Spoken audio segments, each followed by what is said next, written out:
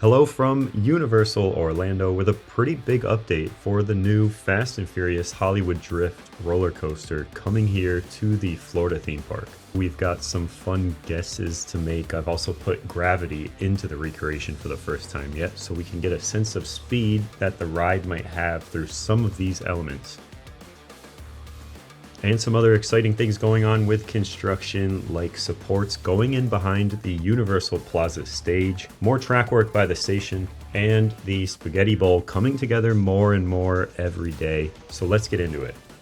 Fast and Furious Hollywood Drift is an Intamin manufactured roller coaster. It utilizes their new drifting vehicles. The ride will start at the back of the park. That's where we'll start the update today, and then go in order from there, with that main bulk of the track located out near CityWalk at the entrance of the theme park. Its main feature that the park is already marketing is the large 170-foot tall twisted spike that's pretty much done. It just needs 2 more pieces of track to top that section off, and it really does tower over the entrance of this park. It's super impressive to walk up and see this right there, and honestly it fits in perfectly.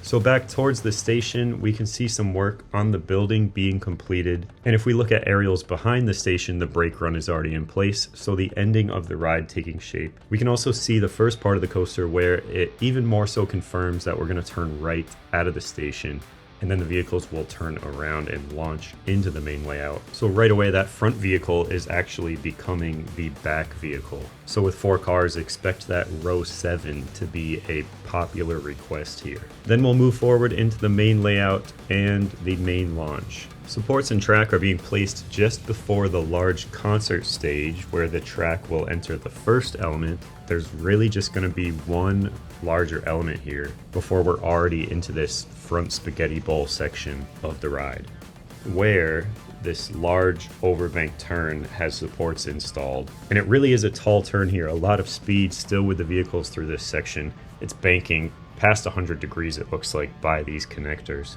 So we're really going to be going quite quickly through all of these. Brake fins are being installed along the launch track before the spike, and then the mid-course brake run has also been put into place. This is here to help with capacity of the ride. It's a block brake right before entering the switch track and the next launch of the ride. So in order of elements and exactly what we know, starting at the far end of the park, we're going to enter that launch into a large element at the stage. Not sure what it's going to be yet, but then another large element to follow that's going to bring us into the CityWalk area of the layout, the Spaghetti Bowl. And then we'll hit that large overbank turn that just had the supports put in place. We head back and then into an unknown element that's going to connect us from this point to the low ground turn over here. And with the speed that the ride is still going to be carrying here, it's also going to be pretty big. We're going to have a quick S-hill and then the turn into the block brake, and then that'll lead us into the switch track, and then the launch heading into the 170-foot tall element, turning us around and then heading back to the station. We'll have a couple more larger unknown elements on the way back, and that'll really just take us into the brake run at the end that was just recently installed. So let's take a look at everything so far while filling in the blanks with some guesses, and then get an idea of the timing kind of that we can expect out of this ride and the length of this main portion of the whole ride.